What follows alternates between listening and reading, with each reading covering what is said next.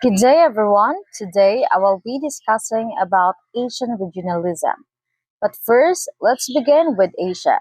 So, as we know, there are seven continents in the world, but Asia is the largest and most populated continent in the world with 4.7 billion in its population.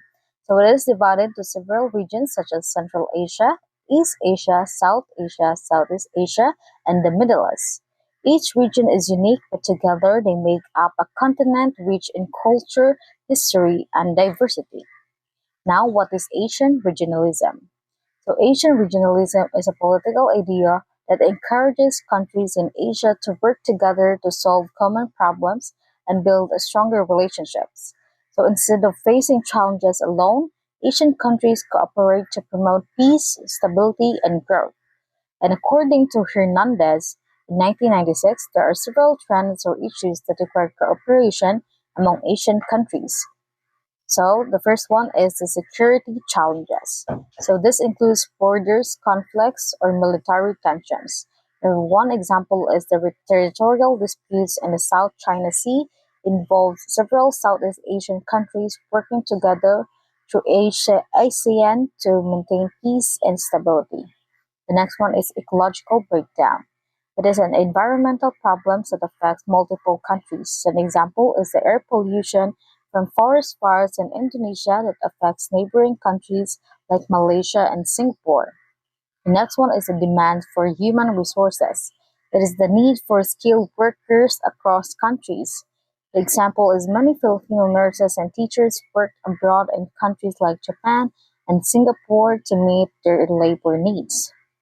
The next one is labor migration, the movement of people from one country to another for work. An example is millions of overseas Filipino workers or OFWs are employed in the Middle East and Asia to support their families back home. The next one is international terrorism. Terrorist threats that across national borders, for example, the Marawi siege in the Philippines shows how terrorism can affect not only one country but also regional security. The next one is the epidemics. Diseases that spread quickly between countries, and the example is the COVID-19. Shows how Asian countries had to cooperate in sharing vaccines, information, and medical help. The next one is drug trafficking, the illegal trade of drugs between nations. The example is the Southeast Asian countries form joint efforts to combat the Golden Triangle drug trade involving Myanmar, Laos, and Thailand. So, in summary, Asian regionalism teaches us that no country can solve these problems alone. So, it is through cooperation and communication and unity that Asian nations can build a stronger and more peaceful region. Thank you. Today, we're going to tackle about Asia, or what we call the cradle of Asian civilization. Asia is often called the cradle of Asian civilizations because many of the world's earliest and the most influential societies began here. These civilizations helped shape world history through their inventions, belief, and ways of life. Asian has been called the cradle of several Asian civilizations, such as the Chinese and Indian civilizations. It has been home to the influential cultural and philosophical and religious movements. Asia history stretches the back of thousands of years. The continent nurtured the growth of great civilizations that contributed major developments in art, science, writing, religion, and philosophy, many of which still influence the modern world today. So, Asian civilization, there are two Asian civilization in the Chinese and Indian civilization. So, Chinese known for the invention like paper, gunpowder, and the compass. It also developed Confucianism and Taoism, which shape Asian's culture, while Indian civilization introduced two major religions such as Hinduism and Buddhism. It contributed to the mathematics, the concept of zero, and rich literacy tradition. So these both Chinese and Indian civilizations are cornerstones of Asian's history. Their innovations in technology, governance, and spiritually spread across regions. forming the foundation of Asian identity and influencing other nations globally. So let's talk about culture and religions. Religions contributed Asia give birth to many religions and philosophies such as Hinduism, India's oldest religion based on karma and reincarnation, while Judaism originated in the Middle East, foundation of Christianity and Islam. Next, the Christianity began in the Middle East. Followers believe in Jesus Christ. And the Buddhism originated in India, teaches the path to enlightenment, and Taoism from China focuses on harmony with nature. So Asia is not only a land of early civilizations, but also the birthplace of the world's major religions. These faiths shape the moral and spiritual lives of billions of people. Their teachings emphasize peace, compassion, and harmony. So let's talk about the impact of Asian religion. Asian religion and philosophies spread across the world. They influence cultures, traditions, and values globally. Teachings such as karma, meditation, and mindfulness become part of the modern life. So the influence of Asian reached far beyond its border through trade, travel, and cultural exchange. Asian ideas and beliefs were shared with other continents, leaving a lasting mark on a global society. So next, let's talk about the Asian in a modern world. Asia is now an economic powerhouse, known for a technological growth and innovation. Many countries have introduced poverty and achieved rapid development. So it means that in the present days, Asia remains at the center of progress. Countries like China, Japan, Korea, and India play a major roles in global trade, technology, innovation, continuing Asia's legacy of greatness. So, in summary, Asian civilization shaped world history. Its religions and philosophies continue to guide people today. Asia remains a vital contributor to culture, economic, and progress. So Asia's journey from ancient times to the modern era show its lasting importance. The continent's wisdom, culture, and creativity continue to influence how the world lives.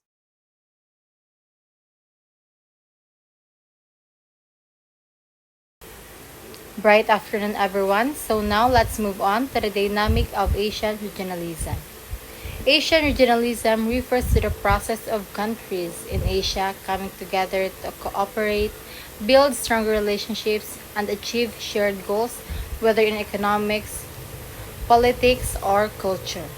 So, according to Kuroda, there are several important factors that influence the growing Asian integration. So, let's go through them one by one. First, we have enhanced dialogue between citizens of various nations. So, this means that people from different Asian countries are now communicating and interacting more often. This is made possible by growing tourism activities and multilateral meetings among leaders of nation states. So, for example, when leaders attend summits or when citizens travel for work or leisure, it helps build understanding and cooperation and trust among nations. So this connection strengthens unity across Asia. Second is we have expanding integrational trade and investments. So Asian countries are trading more with each other and investing across borders. This helps bring closer financial markets and creates interdependent economies. So, for instance, countries like Japan, China, and South Korea invest in Southeast Asia, while ASEAN nations trade goods and services within the region. So, these economic relationships helps all countries to grow together rather than separately. So, lastly, we have increased connectivity. So, connectivity means being linked together through transportation, communication, and infrastructure. This is facilitated by regional infrastructure projects like the constructions of roads, bridges, and railways that connect one country to another. So there are also collaboration in delivering public goods such as environmental protection, energy sharing, and educational programs. Because of this, Asian countries can work together more efficiently and move toward a more united and progressive region.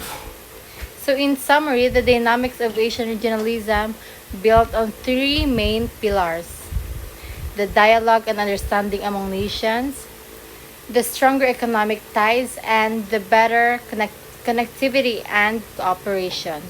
So, all of these contribute to the vision of a more integrated and harmonious Asia, where nations support each other for shared growth and peace. Let's proceed to the six Asian regional cooperations. First, we have the APEC, or the Asia Pacific Economic Cooperations. It is a big team of 21 countries around Asia Pacific area that cooperates to make trade, business, and investments easier and smoother. 21 countries such as Australia, Brunei Darussalam, Canada, Chile, China, Hong Kong, Indonesia, Japan, South Korea, Malaysia, Mexico, New Zealand, Papua New Guinea, Peru, Philippines, Russia, Singapore, Chinese Taipei, Thailand, United States, and Vietnam. Second, we have the EAS, or the East Asian Summit. This is a meeting where leaders from East Asian countries talk about regional issues like the economy, security, and environment. The East Asian countries generally includes China, Japan, South Korea, North Korea, Mongolia, and Taiwan.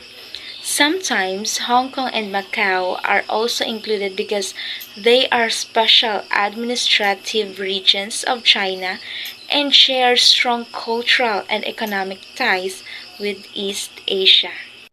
Third is the APC, or Asia Pacific Community. Not a real or active organization. It's more of an idea for stronger cooperation in the Asia Pacific region. Fourth, we have the EAC, or the East Asian Community, another proposed idea suggesting East Asian countries work more closely together, but it hasn't become a real organization yet. Next is the ASEAN. It is a group of 10 Southeast Asian countries such as Brunei Darussalam, Cambodia, Indonesia, Laos, Malaysia, Myanmar, Philippines, Singapore, Thailand, and Vietnam that work together to help each other grow economically, stay peaceful, and be more stable as a region. Lastly, we have the APT, or ASEAN Plus 3. It is a partnership between ASEAN and three major East Asian countries such as China, Japan, and South Korea to strengthen their economic and political ties. Good day, everyone. Today I will be discussing ASEAN, which stands for Association of Southeast Asian Nations, a regional organization that promotes cooperation, peace, and development among countries in Southeast Asia. The ASEAN was founded on August 8, 1967 in Bangkok, Thailand, through the signing of the Bangkok Declaration, also known as the ASEAN Declaration. This historic agreement was signed by five founding countries, which are Indonesia, Malaysia, Philippines, Singapore, and lastly, Thailand. So these nations shared a common vision to strengthen regional stability accelerate economic and social growth, and promote cooperation amid the political tension of the time, especially during the Cold War era. Over time, ASEAN expanded its membership to include other Southeast Asian countries, forming a stronger and more united community. Brunei Darussalam joined on January 7, 1984. Vietnam joined on July 28, 1995. Lao PDR and Myanmar joined on July 23, 1997, and lastly Cambodia joined on April 30, 1999. Today, ASEAN is composed of 10 member states, representing over 600 million people and one of the fastest growth region in the world. So according to the Bangkok Declaration of 1967, ASEAN was established to achieve two main purposes. The first one is to accelerate economic growth, social progress, and cultural development through joint efforts and regional cooperation. So this means that ASEAN works to improve standard of living of its people by promoting trade, investment, tourism, education, and cultural exchange. It encourages members to share knowledge, technology, and best practices to achieve sustainable development. The second one is to promote regional peace and stability through mutual respect, justice, and the rule of law. So ASEAN aims to prevent conflicts among member countries and to maintain harmony by resolving dispute peacefully and through dialogue, not confrontation. Beyond this, ASEAN also seeks to strengthen collaboration in science and technology, improve disaster management, protect the environment, and promote human rights and social welfare across the region. So the ASEAN flag and symbols. So the ASEAN flag and logo holds deep symbolic meaning. The blue background represents peace and stability. The red stands for courage and dynamism. The white symbolizes purity and the yellow represent prosperity.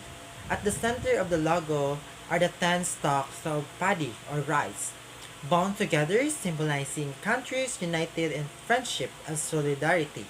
The circle around the rice represents the unity and inclusiveness of ASEAN, showing that all members are equal partners working together for a shared vision. So the role of ASEAN today. In the modern world, ASEAN continues to be a key force for regional cooperation.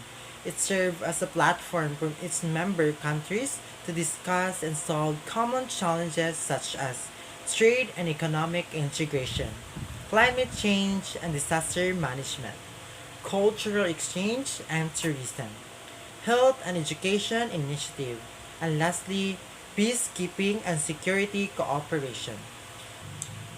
ASEAN has also established partnership with other countries outside the region, including the major global powers like China, Japan, South Korea, the United States, and the European Union through what is known as the ASEAN Plus 3 and the ASEAN Regional Forum.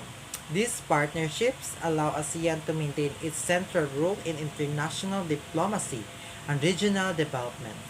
So the ASEAN motto and vision is ASEAN official motto is one vision, one identity, and one community. This motto reflects that organization goals to build a peaceful, stable, and prosperous region where people live in harmony despite differences in culture, language, and religion. Today, I'll be discussing about ASEAN integration and its three main pillars. So, integration simply means uniting or combining different parts into one system. So, in ASEAN, it means the member countries working together more closely. So, it is politically, economically, and socially to build a stronger and more cooperative Southeast Asia.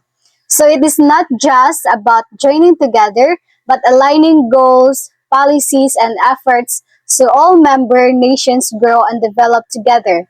So in ASEAN, there are three main pillars of integration. So first, we have political security community. So it is focuses on peace, stability, and cooperation in political and security matters.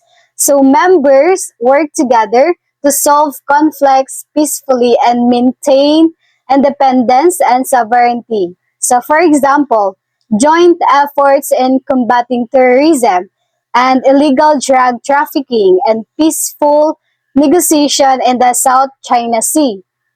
So next is economic community. So this aims to create a single market and production base where goods, services, and skilled workers can move freely. So it encourages investment, trade, and competitiveness. So for example, tariff reduction under the ASEAN Free Trade Area or the AFTA or cross-border businesses like Grab or Shopee operating across ASEAN countries. So third, we have socio-cultural community. So this focuses on improving quality of life, promoting shared identity, and protecting the environment. So that it is builds a caring and sharing ASEAN society. So for example, ASEAN scholarships and youth exchange programs, cooperation in disaster response and pandemic recovery. So next, let's tackle on how integration happens.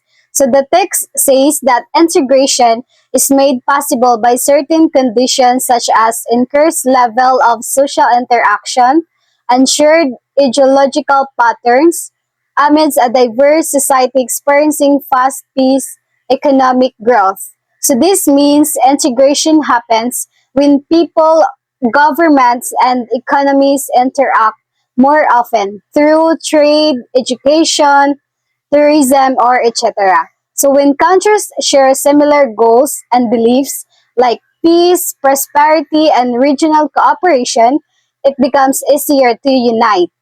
So for example, when Filipinos work in Singapore or students from Indonesia studied in Thailand. So these social interactions help build trust and mutual understanding, small steps that strengthen ASEAN unity. So next, let's tackle the historical context of ASEAN integration. So the text mentions, in the case of ASEAN, we can arguably trace back integration to its establishment in the 1960s, reaffirmed through the Bangkok Declaration in 1967 and the Kuala Lumpur Declaration in 1971. So this means ASEAN Foundation in 1967 or the Bangkok Declaration was already a move toward integration, uniting Southeast Asian nations after times of conflict. So in 1971, the Kuala Lumpur Declaration strengthened their shared vision for peace and stability. So later, the ASEAN Vision 2020 established in 1997 gave a clearer picture of what integration would look like. So aiming for a community that peaceful, stable, and economically strong. So for example, after decades of cooperation, ASEAN launched the ASEAN Community in 2015, officially bringing together the three pillars under one vision.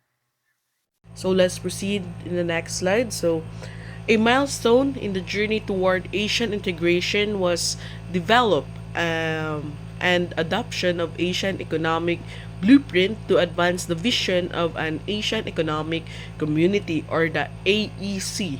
So the AEC is the following characteristics. First, the single market and production. So free flow of food of goods, services, investment capitals, and skilled labor, prioritizing food, agriculture, and forestry, so as integration sectors. So this means that Asian member countries like the Philippines, Thailand, no, and many countries and other countries rather work together as one big market where goods, services, investments, capital, and skilled labor can move freely across borders. So similar to how countries in the Europe Union trade and work together. So like for example, the free flow of goods, no, the um, no or minimal traffics or and barriers, so products can be traded easily among Asian countries. So let's proceed to number two, no. So priority rights, infrastructure. So competitive economic region. So this means that this focuses on making the Asian region fair, innovative, and business friendly. So where everyone competes under equal condition. So like for example, the fair competition policy, no, prevent monopolies and promotes equal opportunity to all businesses. So the other examples is consumer protections, the intellectual property rights, no. So that um one of the example about the competitive economic region. So let's proceed in the number three, no. So equitable economic outcomes. So developing small and medium enterprises, initiative for Asian integration. So this ensures that all Asian countries, big or small, rich or poor, can benefit from integration. So, like for example, the development of small and medium enterprises, the initiative for Asian integration. So this one of the goal of this equitable economic development is to make sure that economic growth is shared fairly and no member nation is left behind. So let's proceed to number four, the integration into the global economy. So maintaining Asian centrality, um, participation, and global supply network. So this explains the this focuses on making Asian an active player in global trade and production network.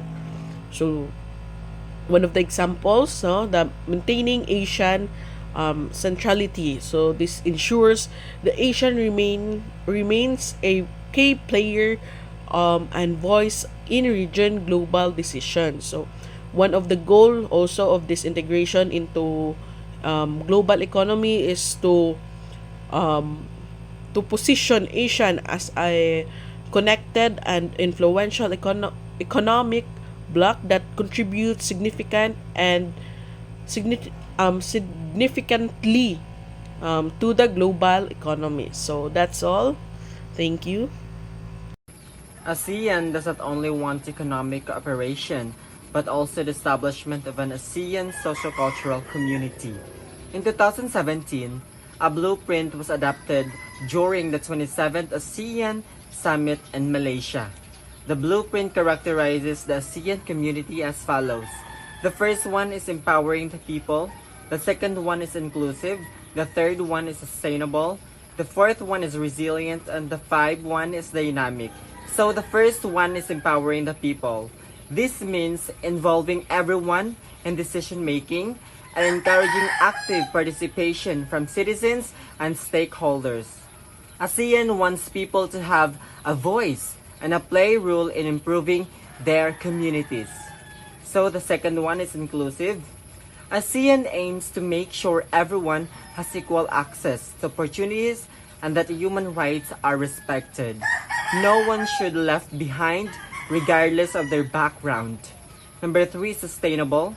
This focuses on protecting the environment, preserving natural resources, and promoting eco-friendly growth to ensure future generations can also benefit from them.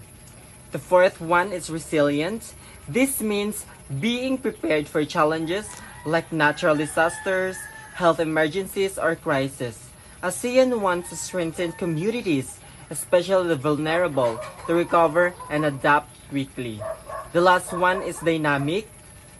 Dynamic, which means ASEAN encourages creativity, innovation, and adaptability to keep up with changes in society and the global economy. So, in summarization, the ASEAN socio-cultural community aims to build a people-centered, inclusive, and sustainable region that can adapt and stay strong in the face of challenges. That would be all. Thank you.